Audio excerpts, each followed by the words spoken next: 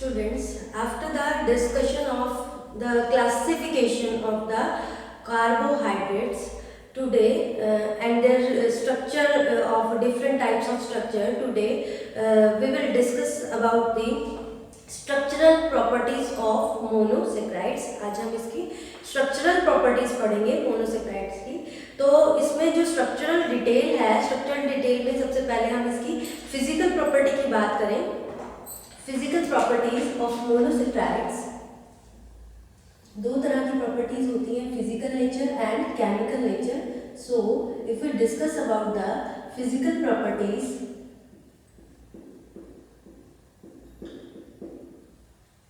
so physical properties के according क्या होता है, जो physically दिखने में इसकी appearance कैसी है?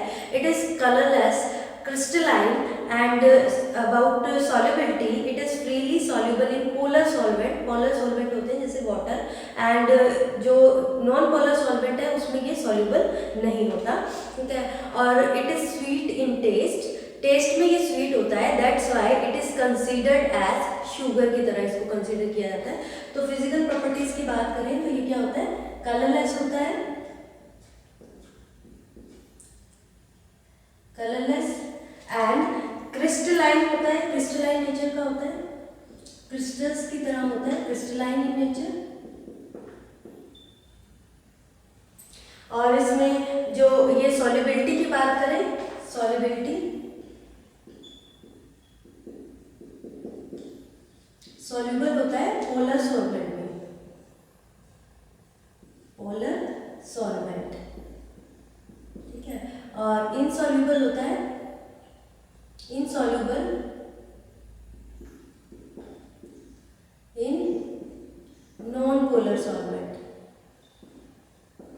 Polar solvents, non polar solvents में इनसॉल्युबल होता है. एंड टेस्ट की बात करें तो इसका टेस्ट कैसा होता है, स्वीट इन टेस्ट,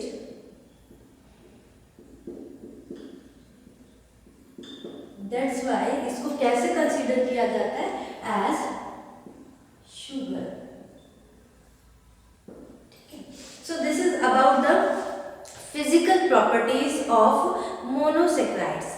अब हम बात करें इसकी स्ट्रक्चरल डिटेल की, या फिर हम इसका केमिकल नेचर भी कह सकते हैं. Chemical nature,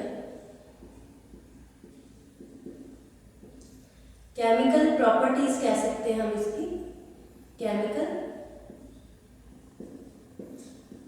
properties.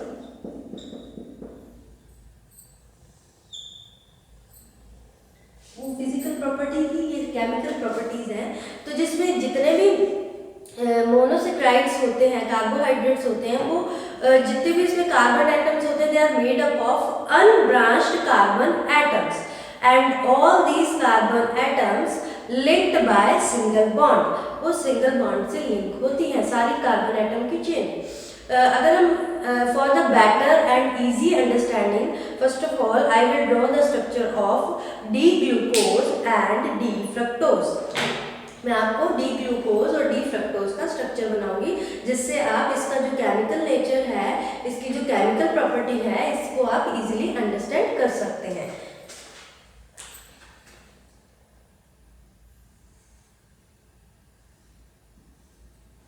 ये कार्बन की चेन है जिसमें क्या होता है, हाइड्रोक्सिल ग्रुप होता है. आपको पता है हाइड्रोक्सिल ग्रुप होता है.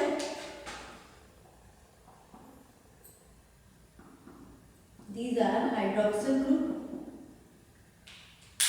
and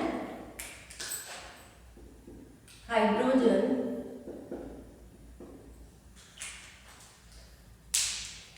and then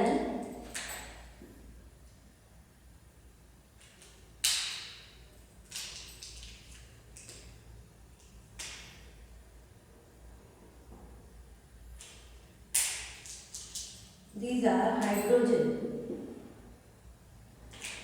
ठीक है. उसके बाद ऊपर अल्डिहाइड ग्रुप है. सो this is the structure of D glucose. इसी तरह से अगर हम डी फ्रक्टोज का स्ट्रक्चर बनाते हैं, सो दिस इज लुक लाइक, इस तरह से दिखता है ये. डी फ्रक्टोज का स्ट्रक्चर है,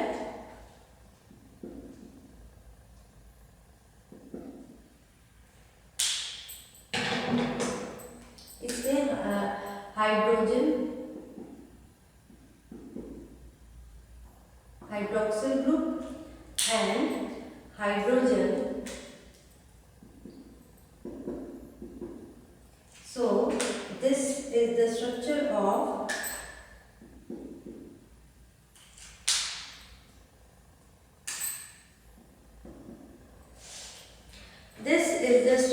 of D fructose।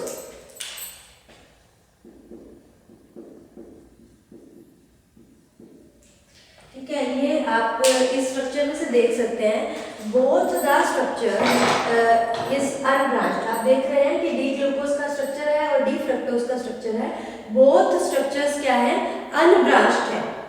ठीक है, अनब्रांच्ड कार्बन चेन्स है। ठीक है, ये कार्बन को डोनेट कर रहा है, कार्बन चेन्स को डोनेट कर रहा है। ऑल द कार्बन एटम्स, इसमें आप देख सकते हो in the structure all the carbon atoms are attached with single bonds के साथ अटैच है।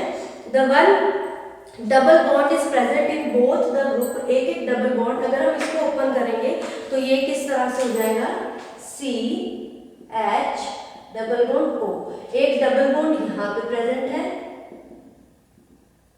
दिस वन, और एक डबल बॉन्ड यहाँ पे प्रेजेंट है। जब हम इसको ओपन करेंगे तो ये इस तरह का स्ट्रक्चर हो जाएगा। तो दोनों ही जो डी ग्लूकोज है और डी फ्रक्टोज है, दोनों में क्या है, डबल बॉन्ड है। So if the carbonyl C के साथ ऑक्सीजन है डबल बॉन्ड के साथ, so this group is known as carbonyl group. इस ग्रुप को कार्बोनिल ग्रुप कहा जाता है। If carbonyl group is present at the end of any particular monosaccharide chain, ये जो आप देख रहे हो मोनोसेक्राइड चेन है, कार्बोनिल ग्रुप कहाँ पे प्रेजेंट है, एंड में प्रेजेंट है, then that group will B aldehydic group, उसको अल्डिहाइडिक ग्रुप कहते हैं। And these monosaccharides are known as aldoses, उसको हम क्या बोल देंगे, एल्डोसिस कहेंगे।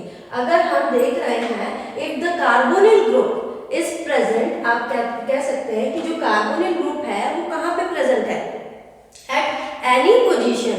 ठीक है, इधर एंड पे प्रेजेंट था, यहाँ पे किसी भी पोजीशन मोनोसेक्राइड की जो कार्बन चेन है उसकी किसी भी पोजीशन पे कार्बोनिल ग्रुप अगर प्रेजेंट होगा, then that will be the ketonic group. तो वो क्या होगा, कीटोनिक ग्रुप होगा। And that monosaccharide is also known as ketoses, उसको हम क्या कह सकते हैं, कीटोसिस। तो हम इसमें लिख सकते हैं जो अल्डिहाइड है, aldehyde carbonyl group at end of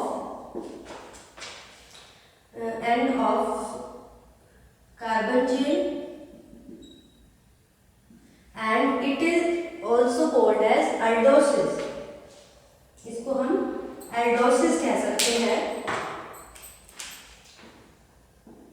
aldoses.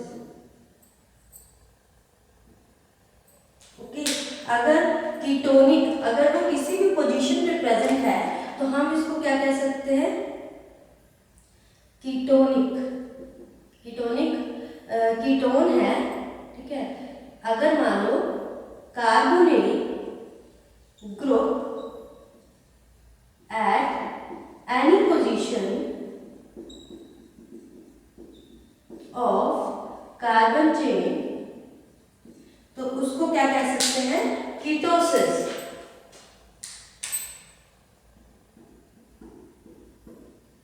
उसको कीटोसिस कहते हैं।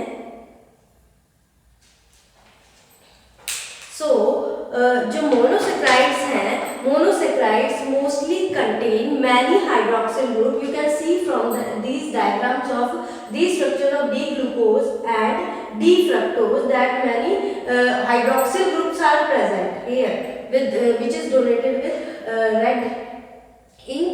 तो इसमें जो रेड मार्कर से आपको हाइड्रोक्सिल ग्रुप दिख रहे हैं स्ट्रक्चर में, तो इसमें बहुत सारे हाइड्रोक्सिल ग्रुप प्रेजेंट होते हैं। इट कंटेन्स आइदर, इसमें क्या होता है, अल्डिहाइड ग्रुप भी हो सकता है और आइदर कीटोनिक ग्रुप। इनमें से कोई भी ग्रुप हो सकता है।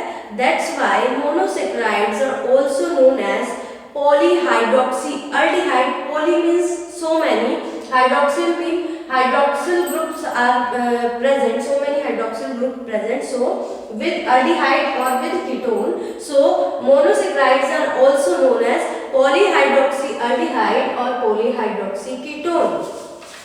Now if we move to the D and L designation,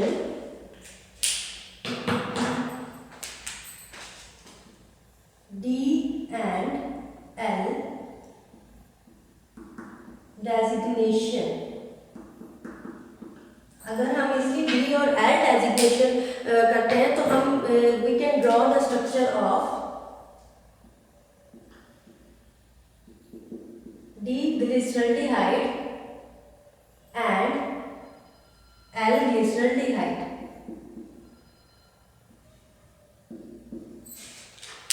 So in this structure hydroxyl groups are present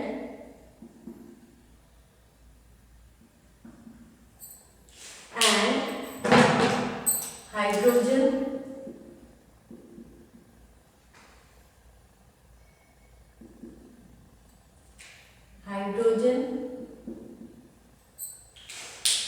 then carbon chain. So this is the structure of D-glyceraldehyde. D-glyceraldehyde and L-glyceraldehyde. So these are the structures of D-glyceraldehyde and L-glyceraldehyde का ये structure है. So it means you can see, if you can observe, आप देख सकते हो, observe कर सकते हो, this D-glyceraldehyde is the mirror image of L-glyceraldehyde is the mirror image of D-glyceraldehyde. इसकी mirror image है. So you can say that these are the these monosaccharides shows the isomerism, or you can say that stereoisomerism show कर रहा है, क्योंकि both ये क्या है, mirror image है D-glyceraldehyde की. So in this capital D and capital L जो इसमें denote कर रहे हैं, वो क्या denote कर रहे हैं, arrangement of group in these horizontal lines. जैसे इसमें है, ठीक है, तो ये क्या arrangement, जो groups की arrangement है horizontal line के around, तो उसकी groups की arrangement को show कर रहे हैं at the asymmetrical carbon atom. Asymmetrical carbon atoms क्या होते हैं? These are that carbon atoms जो क्या contain करते हैं, चारों different group contain करते हैं. अगर आप इसकी तरफ ध्यान दो, देखिए, तो इसमें जो ये C है, ये कार्बन एटम के पास चारों different group है, सेकेंड कार्बन एटम के पास different group है, थर्ड कार्बन एटम के साथ, ठीक है, तो इनके पास क्या है, different group है. लेकिन अगर आप observe करो, फॉर बेटर अंडरस्टैंडिंग, अगर आप इसको ऑब्जर्व करो तो जो ऊपर वाला कार्बन एटम है और नीचे वाला, उनके पास डिफरेंट ग्रुप्स नहीं हैं, तो वो एसिमेट्रिकल कार्बन एटम्स नहीं हैं. For better understanding, first of all we will draw the structure of D glucose and L glucose. D glucose और हम एल ग्लूकोज का स्ट्रक्चर ड्रॉ करते हैं. These are the carbon atoms.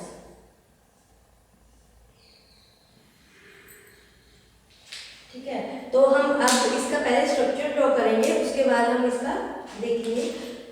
OH hydroxyl group, hydroxyl group, hydroxyl group. ठीक है, वैसे ही इसमें L group में भी hydroxyl group, understand, hydroxyl group, hydroxyl group and hydroxyl. उसके बाद now hydrogen, hydrogen, hydrogen,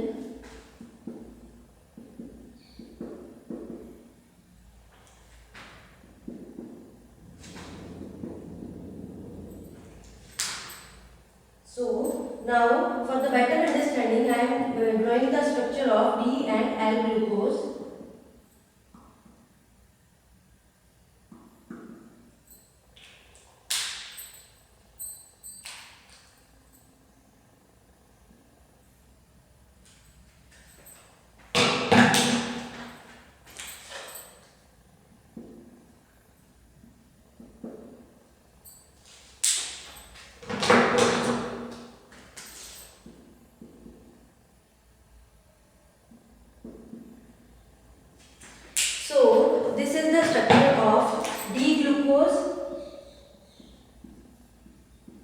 and this is the structure of L-glucose.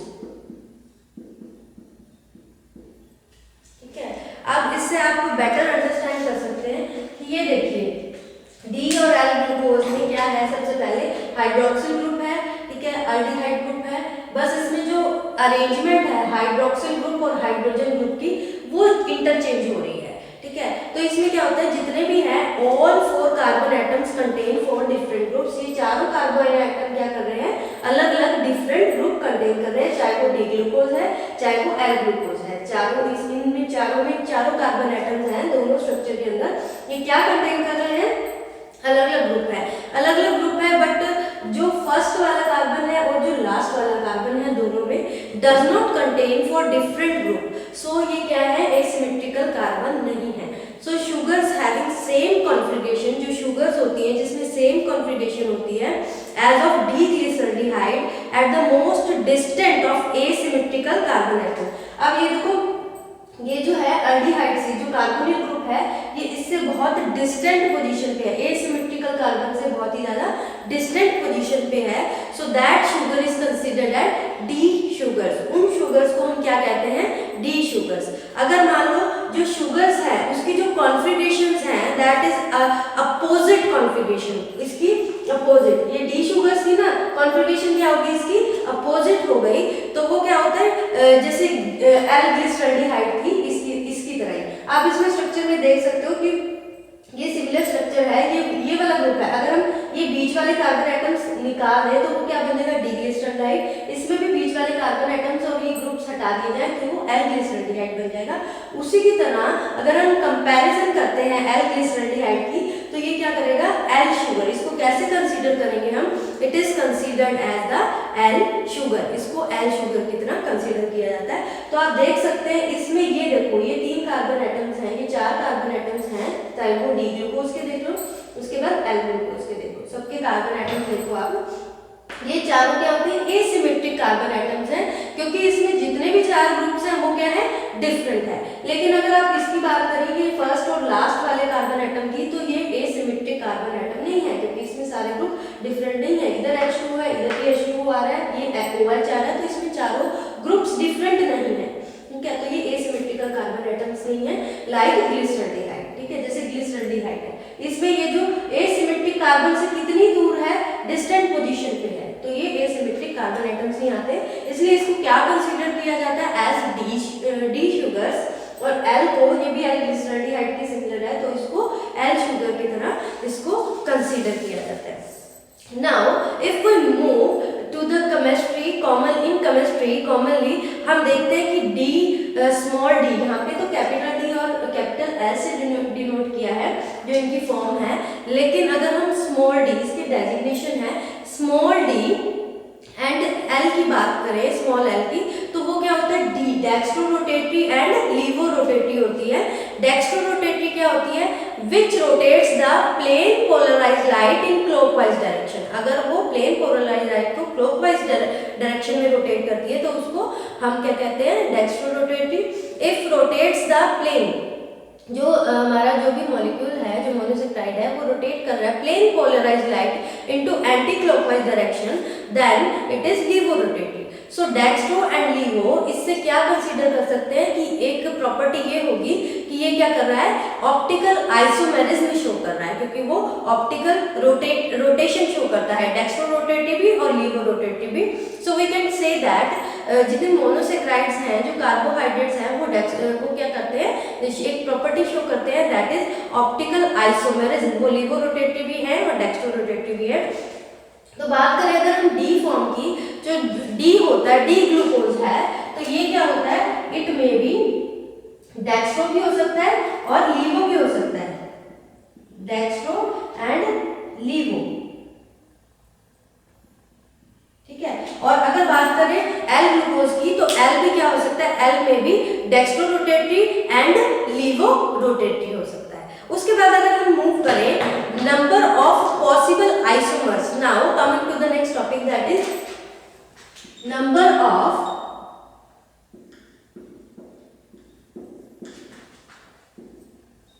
Possible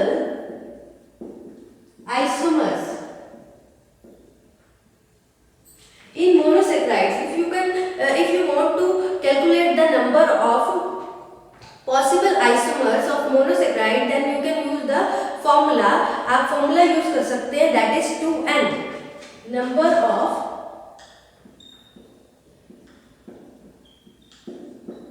number of possible optical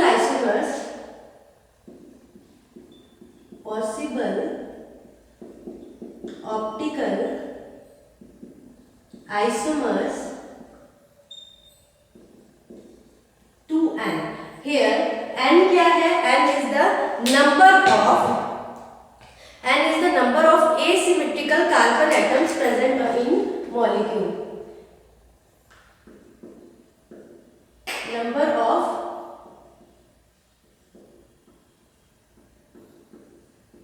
asymmetrical carbon atoms जो कि मॉलिक्यूल्स में present है. Now अगर हम discuss करें, we are talking about the aldoses, like aldoses are aldotrioses, aldotetroses, aldopentoses and aldohexoses. ठीक है, तो ये इसके possible type, this is the number of possible types of isomers. From this formula you can easily calculate. So in aldosis, aldotriosis, aldotetrosis,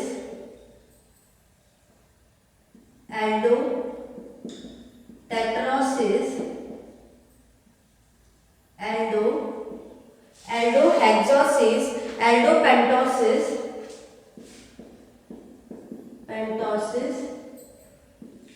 aldohexosis.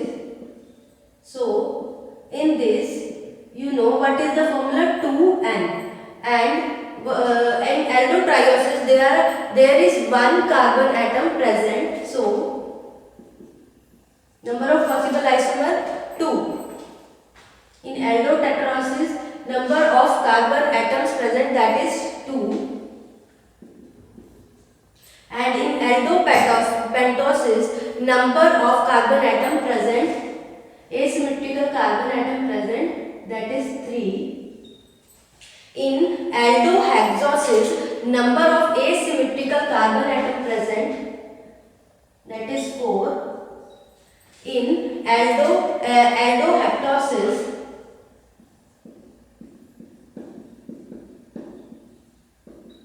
number of carbon atom present, asymmetrical carbon atom present, that is 5. So possible isomers are 32. So from this you can say that these isomers are half of the D form, belong to the D family, and half belong to the L family. For example, in aldotriosis there are two possible isomers are formed. तो उसमें दो possible isomer है, तो एक belong करेगा D family से, एक belong करेगा एल फैमिली से. In same as in aldotetroses, 2 belong, इसमें के कितने पॉसिबल आइसोमर्स हैं? 4 है, जिसमें से 2 बिलोंग करेंगे डी फैमिली से and 2 belongs to the L family. उसी तरह से एल्डोपेंटोसिस है, इसमें कितने पॉसिबल आइसोमर्स बने हैं? 8 पॉसिबल बने हैं ऑप्टिकल आइसोमर्स, जिसमें से 4 बिलोंग करेंगे डी फैमिली से और 4 बिलोंग करेंगे एल फैमिली से. इन एल्डोहेक्सोसिस possible isomers formed are 16, तो इसमें 8 बिलोंग करेंगे डी फैमिली से, 8 बिलोंग करेंगे एल फैमिली से. वैसे ही एल्डोहेप्टोसिस देयर आर 32 पॉसिबल आइसोमर्स जो बन रहे हैं इसमें, जिसमें से 16 बिलोंग करेंगे डी फैमिली से एंड 16 बिलोंग करेंगे एल फैमिली से. If we talk about the number of possible isomers formed in the ketosis group, these are belong to the aldosis group. अगर हम ketosis group की बात करें तो इसमें क्या होगा? कीटोट्रायोसिस, उसकी फॉर्म अगर हम बात करें कीटोट्रायोसिस, कीटोसिस ग्रुप, तो इसमें ketotrioses, ketotetroses, keto pentoses, keto hexoses and keto हेप्टोसिस।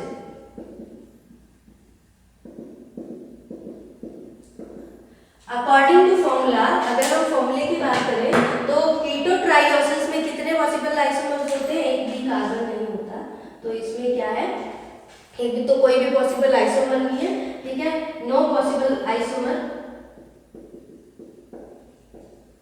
उसके बाद कीटो टेट्रोसिस में एसिमेट्रिकल कार्बन कितने होते हैं? 1,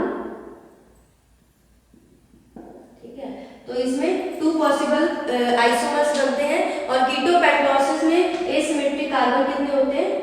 2, तो 4 isomers are possible.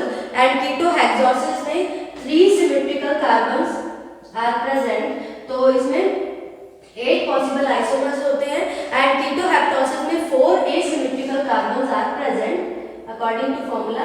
So 16 isomers, optical isomers are formed, 16 isomers बन सकते हैं। So इसमें से भी वैसे ही होगा जैसे एल्डोसिस में एल्डिहाइड ग्रुप था और ये कीटोसिस था। तो इसमें क्या था, जो कीटो ग्रुप होते हैं इसमें हाफ तो बिलोंग करते हैं डी फैमिली से और हाफ बिलोंग करते हैं एल फैमिली से। So this is all about the how to calculate the number of possible isomers in monosaccharides.